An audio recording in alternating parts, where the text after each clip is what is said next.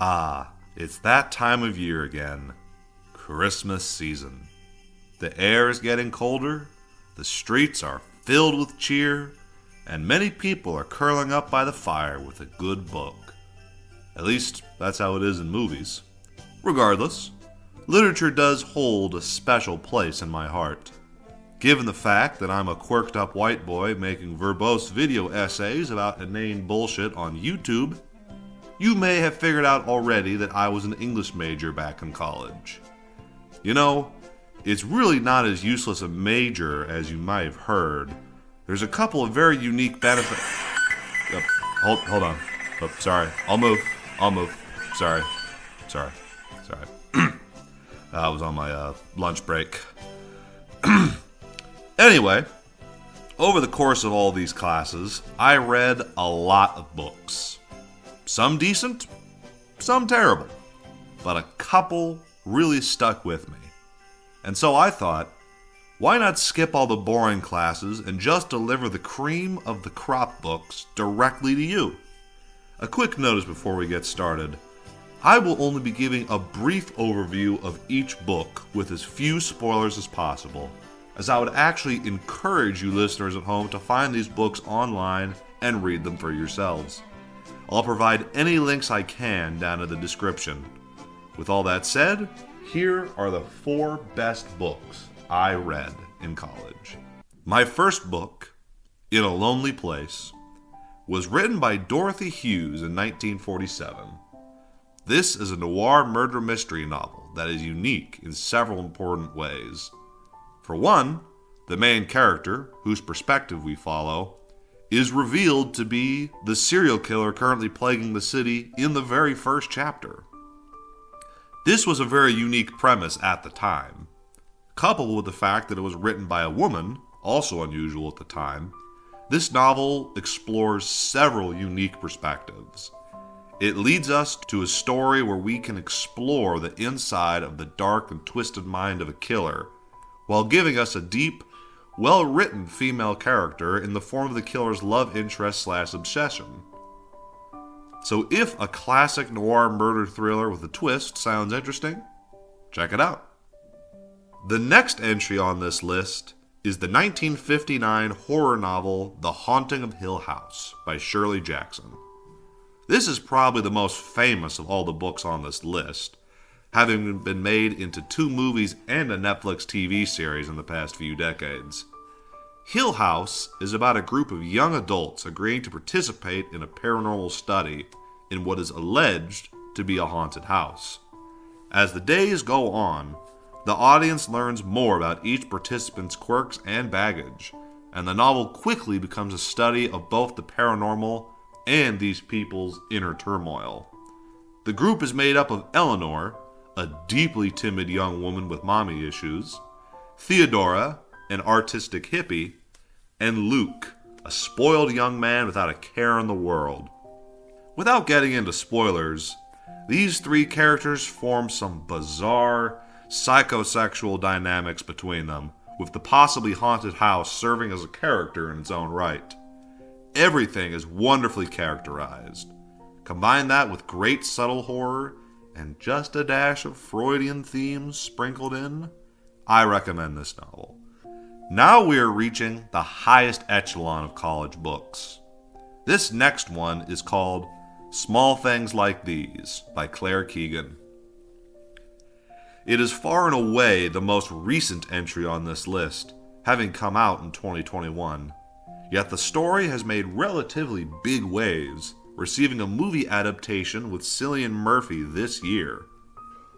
This novel is about a hard-working family man, Bill Furlong, who lives in a quaint village in the Irish countryside.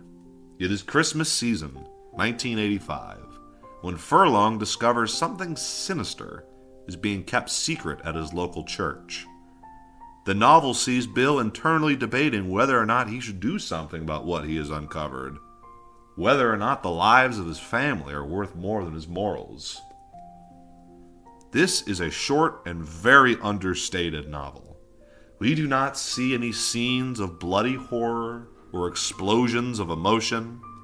I'm not sure if anyone even raises their voice throughout the novel. The audience is instead presented with an intimate character study of both Bill Furlong and the spirit of the Irish people. All the while, it exposes an American audience to a very real and often unspoken tragedy. If any of that sounds intriguing to you, or if the phrase Magdalen Laundry doesn't mean anything to you, check this one out. Before my final novel recommendation, I thought I would give a bit of an honorable mention for something adjacent.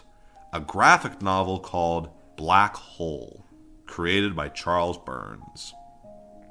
Portrayed through a stunning use of black and white, Black Hole tells a story set in the 1970s, following a group of high school seniors dealing with a mysterious STD that causes noticeable and often disgusting physical mutations. A lot is going on subtextually within this story, with themes touching on everything from Freudian psychology to the sublime. The haunting art style grips the viewer tight, making this a disturbing masterpiece you can't ignore. Well, that brings us down to the final entry on this list. I hold all of the above books in a similarly high regard, but if I had to pick a favorite among them, this would be it. My number one novel is a little book called Ethan Frome by Edith Wharton. Written and set in 1911, this story is part gothic horror, part romance, and part tragedy. It stars a young farmer named Ethan Frome, who is married to a real witch of a woman named Xena. While Ethan spends his days performing back-breaking labor in the bitterly cold snowfields of Starkfield, Massachusetts, his wife seems to come down with another illness every day, despite never having any concrete symptoms. The meager money they make often goes into Xena traveling for and purchasing treatments for her illness. Xena is the only woman he has ever known romantically, and his family has been farming the same desolate plot of land for generations. It seems as though there is no hope of change for Ethan until he discovers that his wife has invited her beautiful, vibrant young cousin named Maddie to stay with them since her family can no longer afford to take care of her.